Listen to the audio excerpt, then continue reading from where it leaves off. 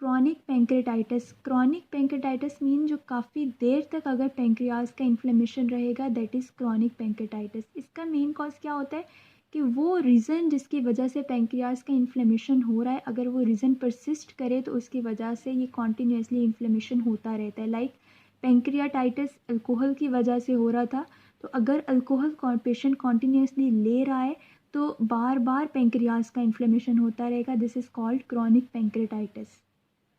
Chronic pancreatitis में भी same उसी तरह से पेन होती है which is radiating in nature, और ये पेन फॉरवर्ड बेंड करने से रिलीव होती है and associate with vomiting.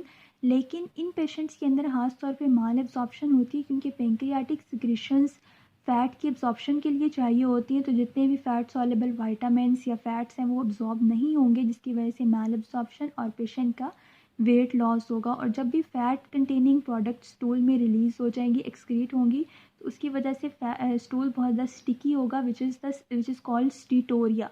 Weight loss क्योंकि जितने भी न्यूट्रिएंट्स हैं वो एब्जॉर्ब नहीं हो पा रहे, कैल्शियम क्योंकि विटामिन डी एब्जॉर्ब नहीं हो पा रहा, तो कैल्शियम उसकी वजह से बोन में डिपॉजिट नहीं होगा, so there will be metabolic bone disease और विटामिन डेफिशिएंसी। खास तौर पे जो फैट सॉल्युबल विटामिन होते हैं वो डेफिशिएंट हो जाते हैं।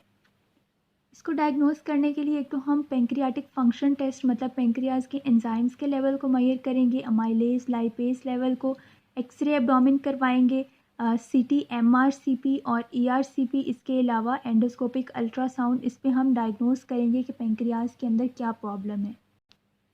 पेंक्रियाज की वजह से बहुत सारी कॉम्प्लिकेशंस होती हैं, कुछ होती है पेंक्रियाज के अंदर और कुछ होती है पेंक्रियाज से बाहर। पेंक्रियाज के अंदर मैंने आपको पहले भी बताया था कि पेंक्रियाज के अंदर पस बन सकती है, सिस्ट बन सकता है, नेक्रोसिस हो सकता है, ठीक है। इसके अलावा जो पेंक्रियाटिक डक्ट है उसका स्ट्रक्चर हो सकता है और कार्सिनोमा हो सकता है, ठीक है।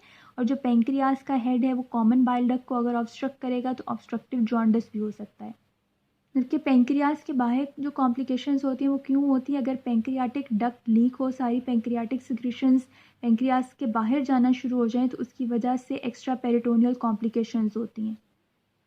क्रॉनिक पैंक्रेटाइटिस को ट्रीट किस तरह से करते हैं, एक तो हम इसमें मेडिकल मैनेजमेंट करते हैं, यानी कि जितनी भी न्यूट्रिशनल डेफिशिएंसीज हुई हैं उसको ट्रीट करने के लिए हम एंजाइमेटिक सप्लीमेंट्स देंगे, मीन्स कि फ़ैट सॉल्युबल विटामिन्स की सप्लीमेंट्स दे देंगे, और पेशेंट की डाइट में फ़ैट कम से कम रखेंगे, क्योंकि अब पेंक्रियाटिक सिक्रीशंस नहीं है जो फ़ैट को एब्जॉर्ब कर सकें, जबकि प्रोटीन कार्ब्स कंटेंट सबसे ज़्यादा रखना है और फ़ैट सॉल्युबल विटामिन्स की सप्लीमेंट्स देनी है, ठीक है। अब पेन होता है, पेन के लिए एनाल्जेसिक्स देने हैं, और ये यूजुअली क्रॉनिक पैंक्रेटाइटिस अल्कोहल की वजह से होता है, तो अल्कोहल स्टॉप कर दें, और डायबिटीज़ को कंट्रोल करना है। अब इसका जो मेन ट्रीटमेंट है that is surgical treatment. Surgical treatment में क्या करना है, बेसिकली एक ही ट्रीटमेंट है कि पेंक्रियाज का इन्फ्लेमेशन हुआ है तो जितनी भी पेंक्रियाटिक सिक्रीशंस हैं उनको कहीं पे ड्रेन करना है ताकि वो पेंक्रियाज का इन्फ्लेमेशन ना करवाएं। तो या तो डक्ट को हम डिकम्प्रेस करेंगे ताकि वो सिक्रीशंस इंटेस्टाइन में चली जाएं, या अगर वो पॉसिबल नहीं है तो हम पेंक्रियाज का डायरेक्ट रिलेशन इंटेस्टाइन के किसी पार्ट के साथ बना देते हैं, ठीक है। उसके लिए ये डिफरेंट प्रोसीजर्स हैं। अब देखो, पेस्टो, फ्रेज और विपल प्रोसीजर, इन तीनों प्रोसीजर्स के अंदर हम पेंक्रियाज का रिलेशन जेजुनम के साथ ही बनाते हैं। तो फिर डिफरेंस क्या है, पेस्टो के अंदर हम लोग पेंक्रियाज को डायरेक्ट जेजुनम के साथ कनेक्ट कर देंगे, मीन के पेंक्रियाटोजेजुनोस्टमी कर देंगे। फ्रेज में भी हम पेंक्रियाटोजेजुनोस्टमी ही करते हैं, लेकिन फ्रेज में हम पेंक्रियाज के हेड को रीसेक्ट करेंगे और जो रिमेनिंग पार्ट ऑफ पेंक्रियाज है उसको हम लोग जेजुनम के साथ कनेक्ट करेंगे।